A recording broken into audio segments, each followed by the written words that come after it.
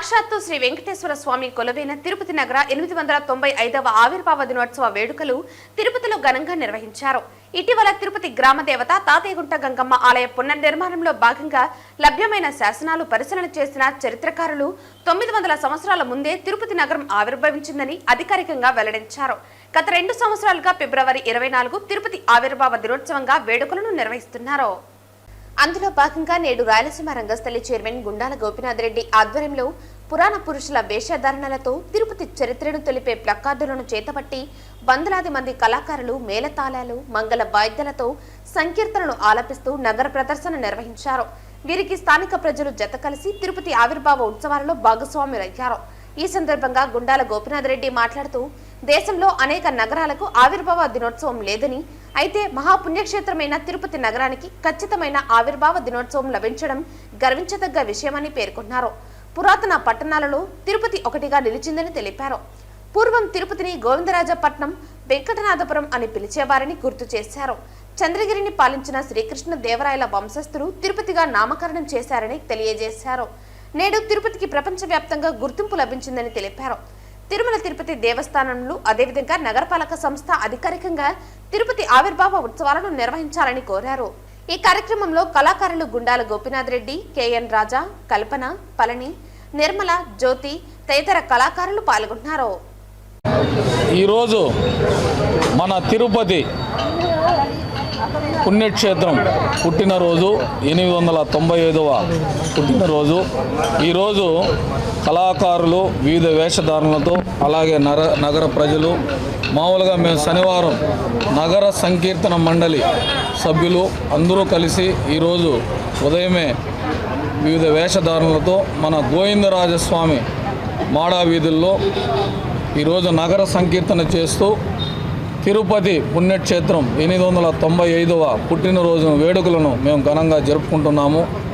మనం తిరుపతిలో పుట్టడమే మనకు మహాద్భాగ్యం.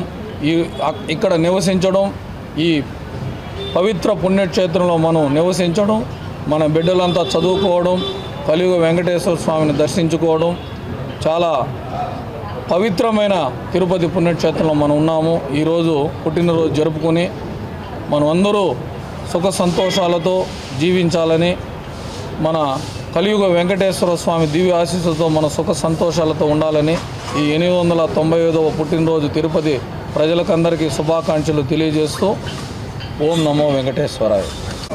ఓం నమో వెంకటేశాయ. వెంకటేశ్వర స్వామి వేషధారణతో పన్నాల జయరెడ్డి నేను గత నాయకులు కూడా 5-6 సంవత్సరాలుగా ఈ యొక్క వేడుకలు జరుగుతూ ఉన్నాయి. అంత ఆర్భాటంగా జరిగింది. ఈరోజు ప్రస్తుతానికి మన గుండాల గోపీనాథుడి తరఫున అన్ని వేషాలతో కలిసి ఈ యొక్క ఊరేగింపుని కొనసాగిస్తున్నామని అందరికి కూడా శుభం జరగాలని కోరుకుంటూ సెలవు తీసుకుంటాం. ఓం నమో వెంకటేశాయ. నా పేరు వాసు. నేను తిరుమల తిరుపతి దేవస్థానంలో రిటైర్మెంట్ అయ్యాను. ఈ రాముడు పాత్ర తిరుపతి పుట్టినరోజు 895వ ఉత్సవంగా మేము ప్రత్యేకంగా ఈరోజు మేము జరుపుకుంటున్నాము. కళాకారులు, తిరుపతి ప్రజలు మరింత భక్తి భావన పెంచి వాళ్ళకి తిరుపతిలో పుట్టిందే కాకుండా బయట ఉన్న ప్రజలకు కూడా మంచి అవగాహన కలగాలని, భక్తి భావం పెంచాలని మేము కోరుకుంటూ ఈ యొక్క తిరుపతి పుట్టినరోజును జరుపుకుంటున్నాం. తిరుపతి పుణ్యక్షేత్రంలో మనము మన తిరుపతి 895 పుట్టినరోజు మన రామానుజాచార్యుల ఆ రోజు ఆవిర్భవించినాడు. ఆ రోజు నుంచి తిరుపతి వెలిసినది. కాబట్టి ఇటువంటి పుణ్యక్షేత్రంలో మనం పుట్టడము, ఉండడము చాలా గొప్ప. ఇది అందరికీ తెలియదు. తర్వాత ఈ నగర సంకీర్తనం కూడా మనం వారానికి శనివారం చేస్తున్నాము. అదేవిధంగా ఈ విధంగా ఈ పుట్టినరోజులు, ఈ బ్రహ్మోత్సవాలు తిరుపతిలో చాలా జరుగుతున్నది. కాబట్టి మనకు అందరికీ అవకాశం ఉంటుంది. ఈ విధంగా నామం, ప్రతి ఒక్క భగవంతుని నామం చెప్పుకునేదానికి కూడా అవకాశం ఉంటుంది. ఇటువంటి నామం చెప్పుకునేది అవకాశం ఇచ్చిన ఆ భగవంతుడికి